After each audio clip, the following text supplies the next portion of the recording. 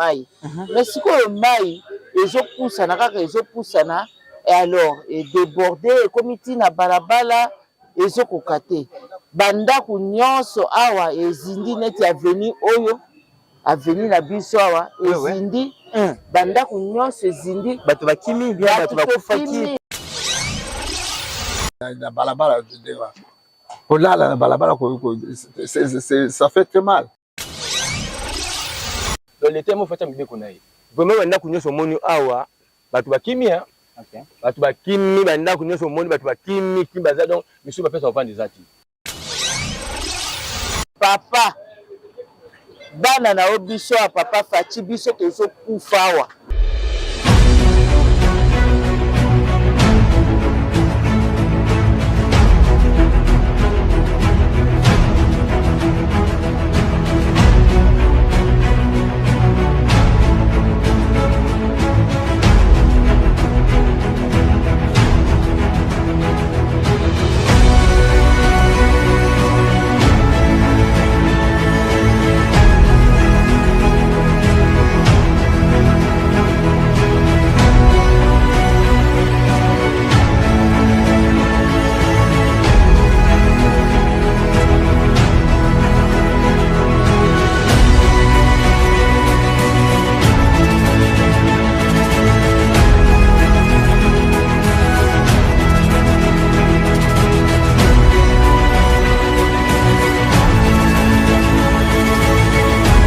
Voilà, c'est parti, ici, regarde sur les Congo. Très chers fidèles téléspectateurs, bonjour, bonsoir. Ça dépend de l'heure à laquelle vous allez nous recevoir sur votre émission Regard sur les Congo. Nous sommes très, très heureux de vous retrouver encore à 2024. Mais je ne continuerai pas comme ça, sans pourtant vous souhaiter mes vœux les plus sincères. Que l'Éternel, notre Dieu, vous bénisse là où vous êtes de près ou de loin. Voilà, chers abonnés.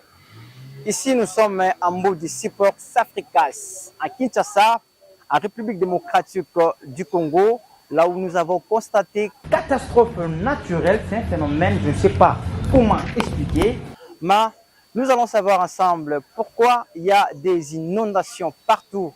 On va interviewer ou on va balader le micro pour savoir qu'est-ce qui se passe dans notre quartier Maudit Safricas. Suivez.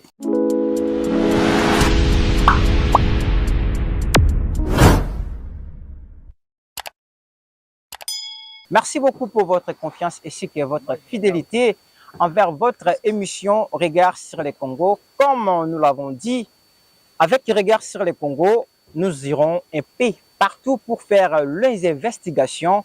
Voilà pourquoi aujourd'hui nous nous retrouvons ici en Mbodi, support à Kinshasa, capitale de la République démocratique du Congo.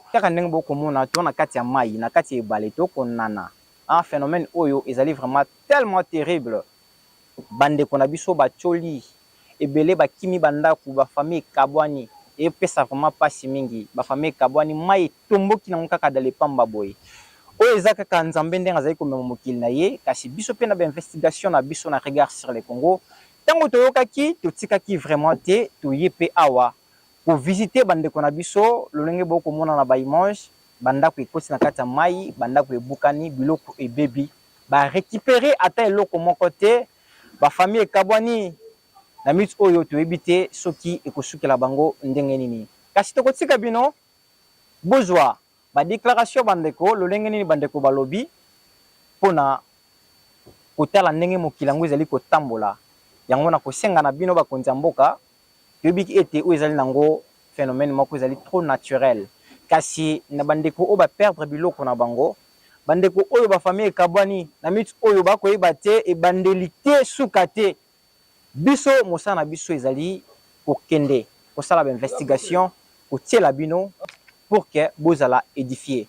Voilà ba konza mboka eloko to pensa qui est vraiment kotiela bino na Regard sur le Congo na début ya année 2024 nde yangoyo to zo ba déclaration ya bandeko na biso.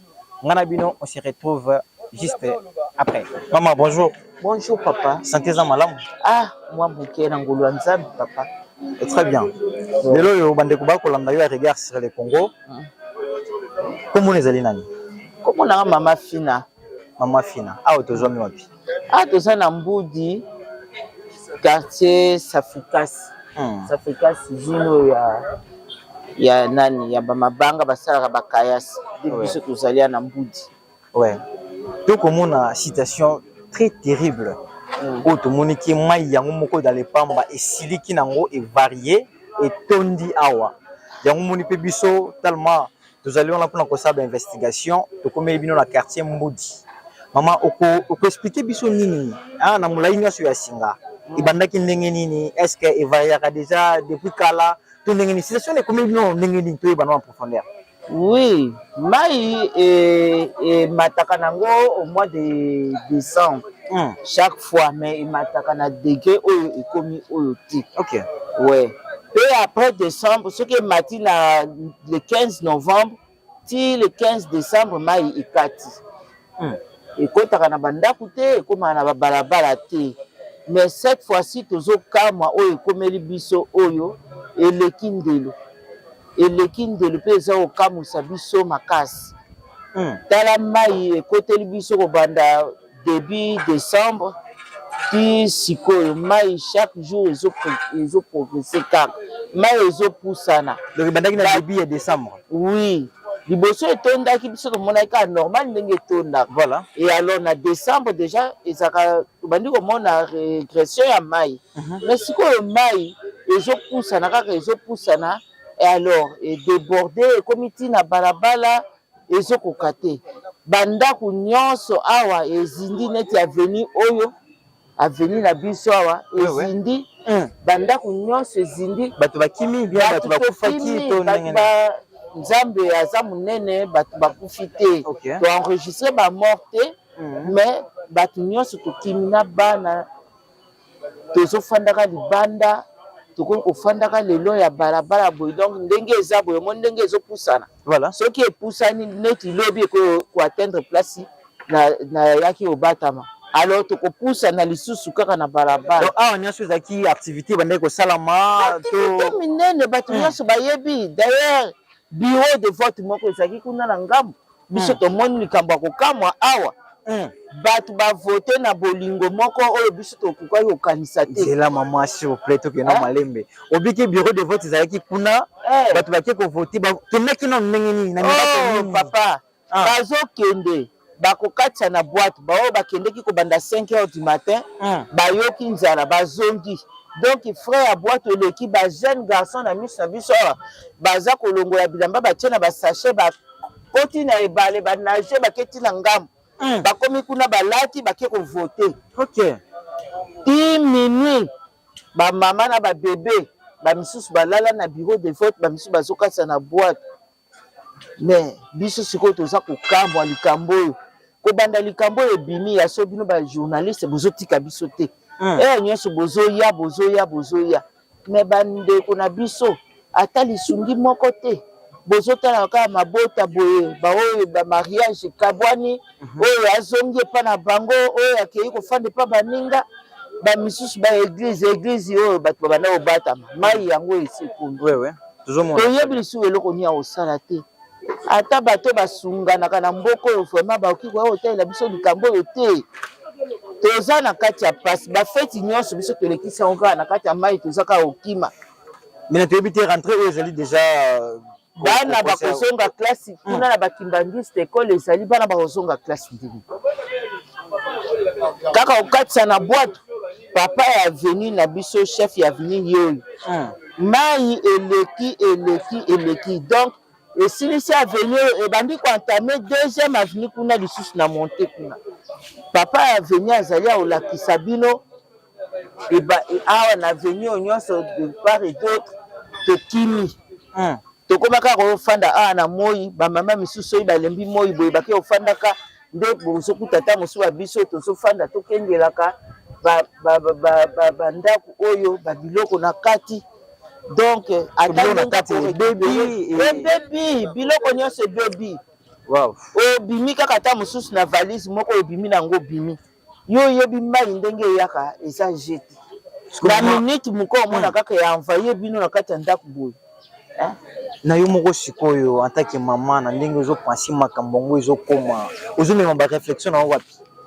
papa eza teke mbula ndenge soki mwa ya bacarnivaux edéborde ye te eza nde oyo tokobenga miracle ya nzambe parce que yo moko antaki mama ozomema baréflexion wapi po toshite papa inondation elekeli biso très bien soki ata mosu mpona okobandela ndenge nini kaka lelo lobi olobi nake koluka place ya kofanda ata garanti toza na yango te bandako kasi bazosengaka ifo ozala na garanti ata garanti ape comme 5 mois 6 mois 5 mois 6 mois ezali te ata mbongo yo moko oyebi kaka ndenge ezali na bamakambo oyo babiso en pleine ozomona eza quartier moko ezose construire sika bato baza en pleine travaux ya baconstruction tala nde makambo ekomeli biso eloko te tozotalela bakonzi ya mboka bandeko ya mitema bien baoyo biso toyokaka na bakombo baya kosunga biso baya kotala ata kotala baninga bamisusu na baloso ezinda na bandako fufu ezindi tokomi kolia kaka na pasi moko azwi alambi akabeli baninga toza na pasi vraiment mais toza na kati ya Kinshasa toza na mosika te place mosusu boloba na biso ndenge tokoma eza te awa mituka bango nyonso bayebi awa babanda bayayaka awa me ndenge tozindi boye bino bajournaliste tozomona bino mokolo nyonso tokoenregistre ata 2 chaînes est-ce que sango ezokoma papa bana na yo biso ya papa faci biso tozokufa awa bana bamibwaki na mai mpona oke kovote numéro 20 biso oyo tofote feti kaka ata promulgation ya voawa biso kaka na kati ebale oyo ndenge ozomona pasi eseleki boya koasiste biso mama aya kotala nani likambo oyo ekomeli biso toyebi lisu ndenge ya kosala te solution ya kosala mosu ezali te tokomi kotalela bango bana bazotalela biso biso mpe tozotalela bango nde baboti na biso ya mboka. D'accord maman, merci beaucoup. Maman, mbote na yo. Mbote papa. Boni bino. Eza bien, mais Angola nzambe na tozoyeba te soki eza fait du monde soki maman malembe nano nayebi ete tension eza likolo na bandeko bakolanda na regard sur le Congo soki bakoyeba kombo na yo bakoyeba kombo na ndenge nini obengami na kombo nani omona mama Marie mama Marie asalaka nini abetaka mabanga na carrière Maman Marie, obetaka mabanga na carrière. On s'est retrouvé ndenge nini?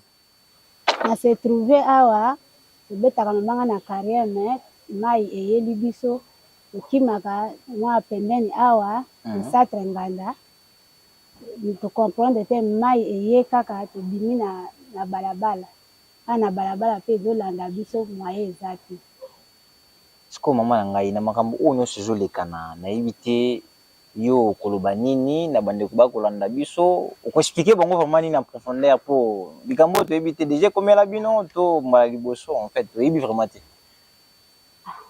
nazoyeba pe phénomène nango te oyo nakoki koexplike eza première fois oyo tomona événement oyo ndako nyonso ezalaki pembeni ya fleuve nyonso ezindi bato bakimi babiloko ebebi bamire mosusu ekweyikwei mais tozoyeba te ezaka mokano ya nzambe toyeba ndenge tokoexplike te po moto nyonso ndenge azomona biso surtout tokamwa kaka bongo donc tina baveni mai ekoti tina baveni mai ekoti edéborde na bisika oyo ekomaka te ekomi to na mwa minute oyo na ndenge olukelaka mwa bana mwa kwanga mwa loso donc kope eza vraiment malamu te kope eza esu te mpo biloko nyonso ezindi biso kuna na fleuve kope eza esu te ele kutu dernier jour oyo akoya na place oyo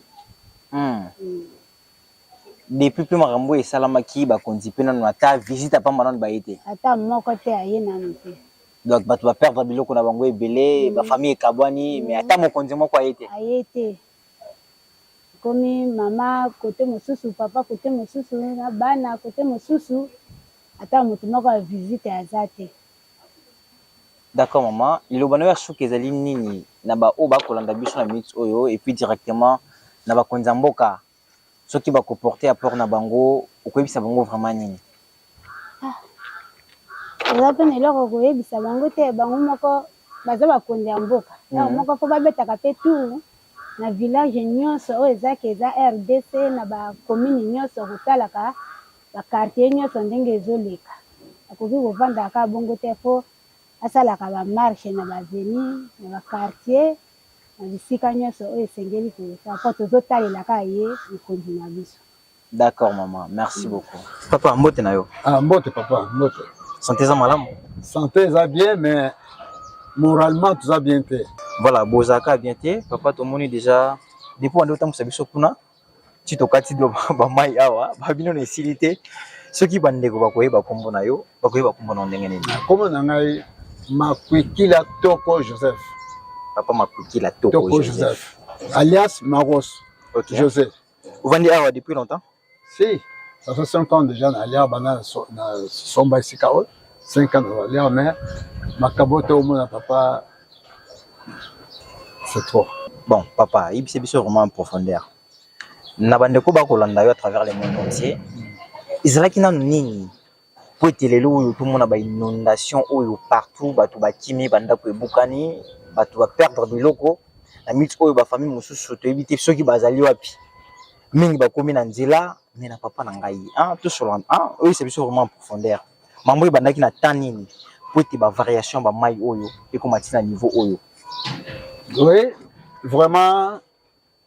Et quand maman yo, normalement chaque mois de décembre, Voilà. toi quand la mois mai s'élève à Camille. Et mata kamé et comme à niveau T. Et soit quand les balcons et matima bouquet et comme gota grâce et ce qui wana. Et puis bah tu tenais juste ça mango balabala oh ça fait casse boudon et monnaie pété na ça fait casse. Voilà. Donc baba nous a sec mais nous a toujours bien. Ba casseur bazo que nous ça ça bango kuna ba pêcheur ça bango da carte à fleuve. Voilà. Et les gars bien mais ce dernier temps cette fois-ci vraiment toujours comme moi. Inondation oh yo t'es évité. C'est évité. Bandi biso dans le mois de décembre 1000 décembre ti nezo que nous voter. Tu veux voter il va biso au bureau de vote na faculté qu'on a avec Mangis. OK. Alors, pour aller là-bas, Mandia s'est tendu partout. Il faut foutre la boîte ou traverser la boîte ou quelque voter. Mais na volonté, na amour à patrie, tout se doit la peine à quartier parce que dans la chef de rue. OK. Na mobiliser les gens sur télémagi. Toujours que bazo faut bien na ndenge ba peut pas traverser ba toquer ba vote. Vous venez voter dans le président Félix Antoine Tshisekedi. On n'a pas une note à voter, c'est numéro 20. OK. Si vous awaya kolanda yo, awaya kolanda yo. Vous commencez message nini na bakonzi mboka soki bakokanga soki bakoyoka bakoyoka nini na matoyi na bango. Moi lisungi ndenge kozalaka po boza pe bato ba perdre biloko na bango ebele kasi soki pena bakonzi mboka bakoyoka bino na miti oyo okoyebisa bango nini. En tout cas bakonzi soki bayebi ke biso peut-être osali nyonso peut-être que voter bango très bien mpo na bongisa mboka natala événement ekoyeli biso tala bandako nyonso ayebisa tala bandako nyonso bato so babimi babiloko epoli na kati fauteuil bango bimisa yango te biloko tu bacongete etikati ya bandako biloko bato tikali tobimi batala omoni bamama wana tovandi kuna ye la troisième parcelle oyo efongami portail wana. Alors sikoyo tala komi kovanda na balabala kolala na balabala ça fait très mal. Bakonzi bazala na mawa bazala na volonté ya kosuba bato. D'accord papa. Merci. Et puis pour le moment là encore tout ça peut-être ma maman ana c'est babimi déjà bazola na balabala bakonzi on temana bakoko ya ba pese ata moi quelque chose que base garantir ndako base ça la hein ba pese ata moi ba garantir tamboué ça wapi tamboué hein faut un message au papa. Papa bonjour. Bonjour. Vous allez bien? Ça va, merci. On peut savoir votre nom, s'il vous plaît? Moi, je suis Mafouma Mardoché. Mafouma Mardoché. Mafouma Mardoché. Ici, nous sommes où? Nous sommes à Mboudi, vers Safricas. Voilà, la frontière entre Congo-Brazza et... Ouais. Ah, c'est la frontière entre Congo-Brazza et oui, parce que RDC. Oui, Brazza, c'est juste de l'autre côté. Ouais. Là, c'est le fleuve Congo qui nous sépare avec le capital. Maintenant, dans quelques mots, vous pouvez nous expliquer quoi dans ce phénomène catastrophique? Alors, ce qui se produit, c'est le dérèglement climatique qui est causé par beaucoup de facteurs. Ouais, ouais.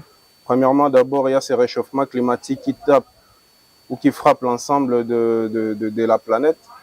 Mais aussi, il faut comprendre qu'il y a beaucoup de facteurs ensuite qui interviennent là-dessus. C'est-à-dire que lorsque l'humain n'est pas capable de gérer son environnement, c'est l'environnement qui va pousser l'humain à le faire. C'est-à-dire, dans notre cas de figure ici, on a beaucoup de...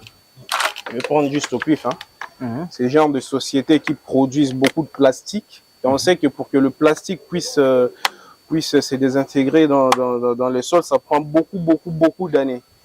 Et on a beaucoup de plastique, de bouteilles en plastique, beaucoup de Pampers, en tout cas beaucoup de plastiques qui ne sont pas recyclés, qui sont jetés dans le fleuve, qui sont jetés dans des rivières, et ce qui cause aussi pas mal de soucis. C'est-à-dire que il faudrait quand même que l'État puisse non seulement intervenir sur des questions environnementales, mais aussi taper du poing sur la table sur ces sociétés qui produisent beaucoup de bouteilles en plastique, mais où les mesures de recyclage, les mesures d'entretien, les mesures de suivi ne sont pas faites parce qu'ils font beaucoup de profit.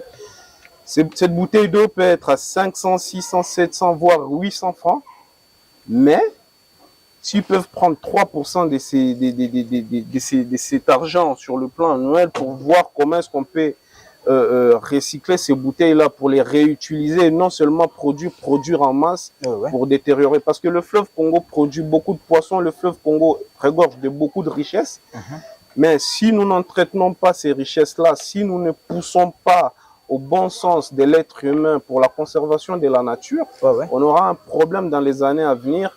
Et vous allez voir qu'on aura beaucoup plus de problèmes dans très peu de temps que sur une longue durée. Donc je pense que il y a des ministères, il y a l'État, il y a l'humain, il y a le jeune Congolais, il y a les entrepreneurs qui doivent être en jeu pour essayer de voir qu'est-ce qu'on peut faire pour remédier à ces problèmes-là, parce qu'on touche même à la personne, c'est-à-dire que l'eau que nous buvons est traitée, l'eau que nous buvons doit être recyclée, mais si l'eau est polluée d'entrée de jeu, on aura un sérieux problème quant à notre santé. C'est comme ça que vous voyez dans certains pays, il y a beaucoup de taux de cancer, beaucoup de taux sur le problème sanitaire. Pourquoi? Parce que ces plastiques-là vont se dégrader dans l'eau.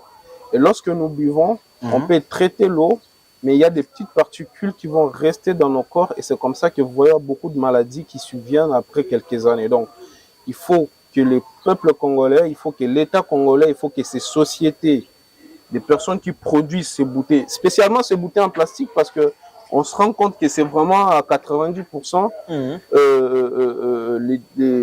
ce qui cause beaucoup de problèmes avec nos eaux. Et donc, on invite tout le monde à vraiment développer ces pays dans ce sens-là. Ça commence aujourd'hui parce qu'aujourd'hui, vous savez, il y a des gens qui meurent avec ces inondations. Il y a des maisons qui sont à terre à cause de ces inondations. Il y a beaucoup de problèmes qui sont causés avec... Maintenant, je ne sais pas pourquoi vous avez focalisé seulement en bouteilles plastiques. Donc, je ne sais pas comment expliquer ces phénomènes, mais c'est un phénomène naturel. Alors, les bouteilles en plastique, on les cible. Pourquoi? Parce que, au fait, moi, j'ai fait quand même quelques pays, notamment la France et certains d'autres pays. C'est-à-dire qu'il y a des programmes qui sont faits. C'est-à-dire qu'il faut qu'il y ait des poubelles pour les verres, de manière à ce que tout ce qui est bouteille en verre, tout ce qui est en tout cas en porcelaine, soit recyclé dans ce sens-là. On ne mélange pas tout.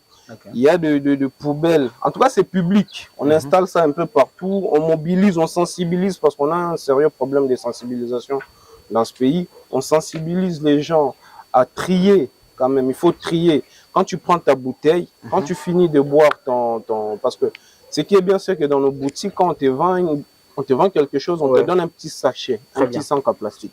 Tu gardes ton sac en plastique, quand tu arrives chez toi, tu peux brûler ou tu peux conserver et tu ramènes à la société, ou tu ramènes au point où, par exemple, il y a des endroits où il y a des cages et que tu jettes ces bouteilles en plastique. Parce que si tu le jettes dans l'eau, ou si tu le jettes juste par terre comme ça, quand on va vouloir s'aimer, par exemple, du maïs dans notre pays, parce que notre terre est très fertile. Très bien. Quand nous allons vouloir s'aimer du maïs, mais si notre sol est rempli de bouteilles en plastique, ça ne pourra plus donner comme il faut.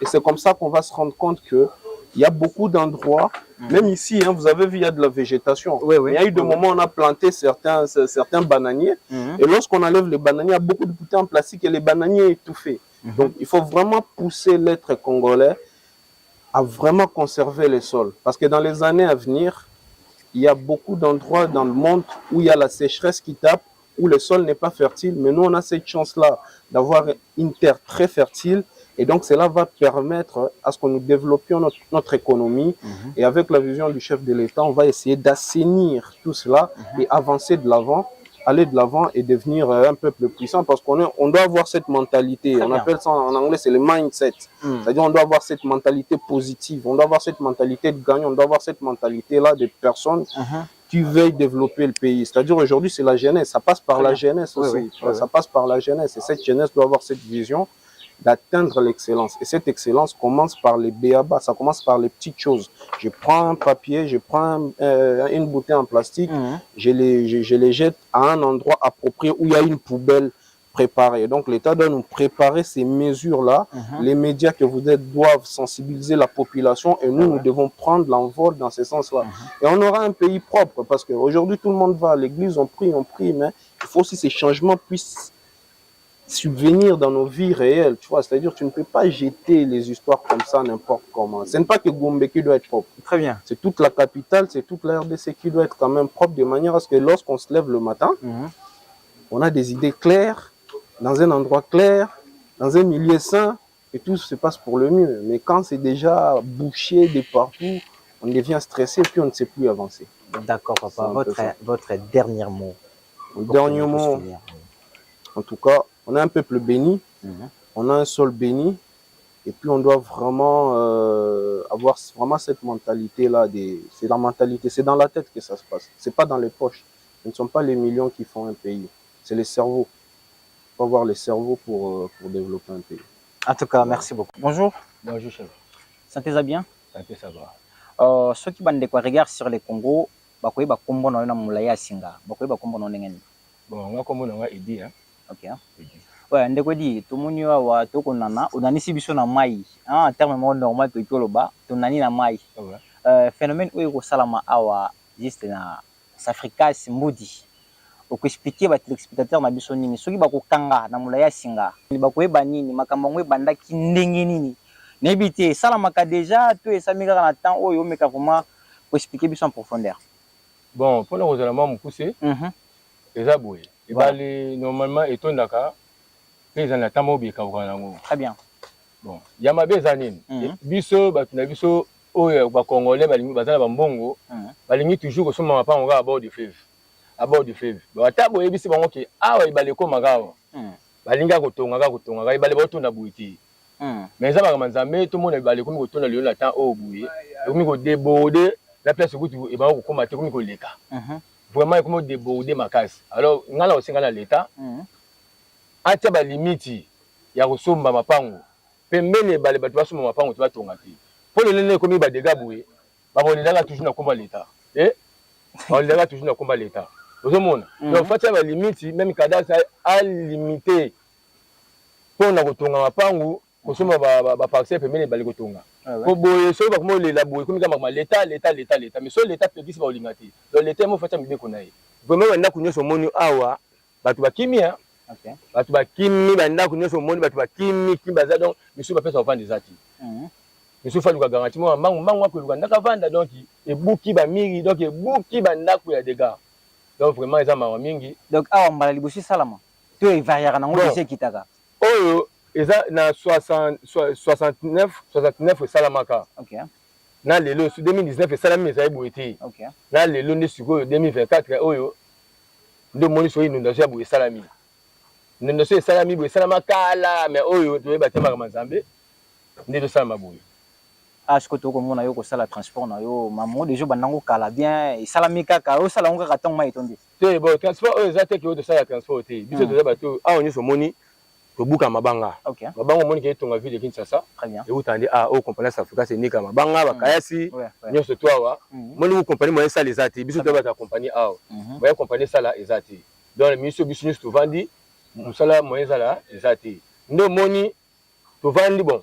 Te mato sunga batu oyo bazouti na ngama kimbangisi na oyo bauta mbudi boye nzela eza te nde omoni bwatu oyo esunga bato mpona kokatisa bato mpona kokatisa bato même mikolo ya vote bato nyonso bakatisiaka awa Oh, donc bakendaka kovote na baboîte awa bato nyonso bakatisa awa okende kovote na babwatu kaka boye mpona bolinga fati bato nyonso bakatisa awa ada bato nyonso bikutu bavotaki Fati Bete en tout cas biso nde tovotaka fati kasi ya kolanda bino na minute oyo depuis makambo esalamaki déjà bakonzi bakomaki awa to ndenge te bon awa na mokonzi akomi te kaka bokumesi moto akomaki awa ya mbongo afula akomaki awa mais akomaki mpe kote oyo te asuki kaka likolo ye pa bangi aocola asuki kaka ma likolo kuna verifiyaki te nde bino overifie donc eloko ya boye soki oyebi etaki mokonzi fo overifie bien otamboli balakisi yo moni bino besoin image ami ça va botamboli na mai bomoni ça va ta bopesa explication comme mokonzi azocomprendre sikoyo na bakonzi oyo bakolanda na minute oyo depuis makambo esalamaki bango no bakomi te okolancele bango message nini po ete toshite bon nga message na lancé mpa na bango eza kaka non inondation oyo esami nango partout bazomona yango